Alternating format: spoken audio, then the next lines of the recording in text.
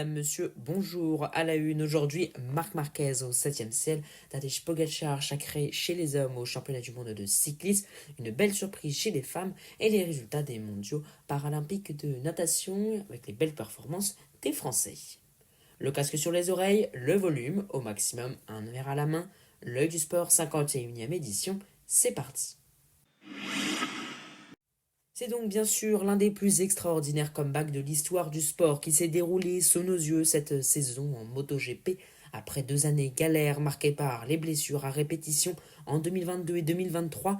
Un retour au premier plan l'an dernier chez Ducati Gresini, Marc Marquez est redevenu champion du monde ce dimanche au Japon, un 7e titre mondial dans la catégorie reine après 2013, 2014, 2016, 2017, 2018 et 2019, un 9e au total pour l'Espagnol de 32 ans qui a concrétisé dès sa première balle de match sur le circuit de Motegi.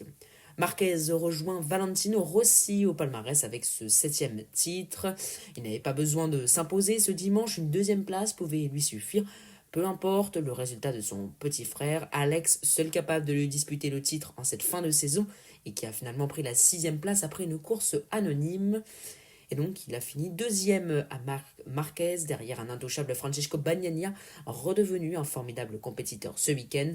Parti de la 3e place, auteur d'un départ plutôt moyen et surtout dépassé par le très bon Pedro Acosta, mais également mis sous pression par le motard de chez Honda, Johan Mir. Marquez a dû attendre la mi-course pour se libérer et partir en chasse. Un autre sportif est rentré dans l'histoire du sport ce week-end puisque le Slovène Tadej Pogacar a remporté son 2e championnat du monde d'affilée de cyclisme. Il remporte donc cette 2e couronne à Kigali lors des premiers championnats du monde de cyclisme organisés en Afrique et plus précisément au Rwanda. C'était le grand favori et il a tenu son rang ce dimanche. Le Slovène n'a laissé à personne le droit de contester sa suprématie. Il est parti à 66 km de l'arrivée, d'abord avec Isaac Del Toro avant de le lâcher. Derrière, Remco Evenepoel termine 2e et Ben Illy 3e. Chez les femmes, championne du monde à 24 ans, alors que pas grand monde ne l'attendait, Magdalene Vallière a réalisé une performance exceptionnelle ce samedi, médaillée d'or de la course en ligne pendant que les grandes favorites comme Pauline Ferrand-Prévot, vainqueur du Tour de France, Demi Vollering, Marlène Rosser ou Elisa Longo-Borghini ont été piégées et n'ont même pas joué le podium sur la ligne d'arrivée. La néo-zélandaise Niam Fisher-Black a terminé 2e et c'est l'Espagnol Mavi Garcia, âgé de 41 ans, qui prend la 3e place.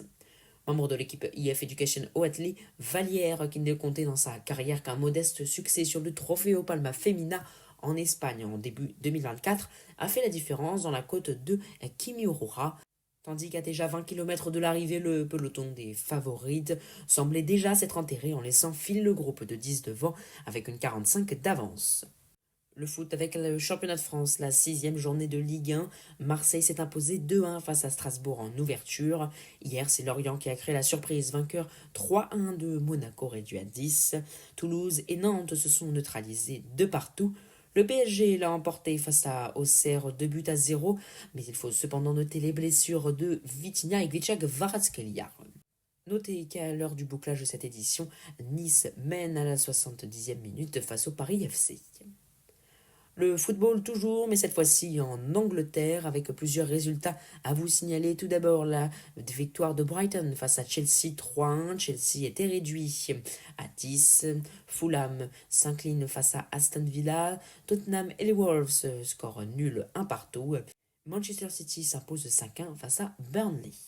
En Espagne, hier, c'était le derby madrilène entre l'Atlético de Madrid et le Real Madrid. Et à la grande surprise, malgré un but de Kylian Mbappé, le Real Madrid s'est incliné 5-2, grâce notamment à l'ouverture du score de Le Normand. Sorloth a pu égaliser à 2-2, tandis que Mbappé et Güler étaient revenus. Et ensuite, un doublé de Juan Alvarez, dont un but sur penalty. C'est Griezmann qui a enterré le résultat avec ce 5e but, le Français qui met fin à sa terrible série de matchs sans but. Le rugby à présent avec la défaite de l'équipe de France face à la Nouvelle-Zélande dans le match pour la 3e place de la Coupe du Monde, 42-26. L'Angleterre n'a pas trompé face au Canada, victoire 33-13. Les Anglaises reprennent leur couronne de championne du monde abandonnée lors de la dernière édition face à la Nouvelle-Zélande. et s'installe sûrement en reine de la planète rugby pour un bon bout de temps. Chez les hommes en top 14, le Stade Toulousain a réagi 59-12 face au Castres Olympique après sa terrible désillusion de la semaine passée. Le Stade Français a créé l'exploit 28-7 face à Bordeaux-Bègles, nul entre Montauban et Montpellier, victoire de La Rochelle face à l'USAP 31-8, victoire de la section paloise et du Racing 92. En tennis, Corentin Moutet n'a pas réussi à saisir les occasions offertes par Alexander Zverev ce dimanche en huitième de finale de l'ATP 500. Il s'incline en 2h58, 7-5, 3-6, 6-3.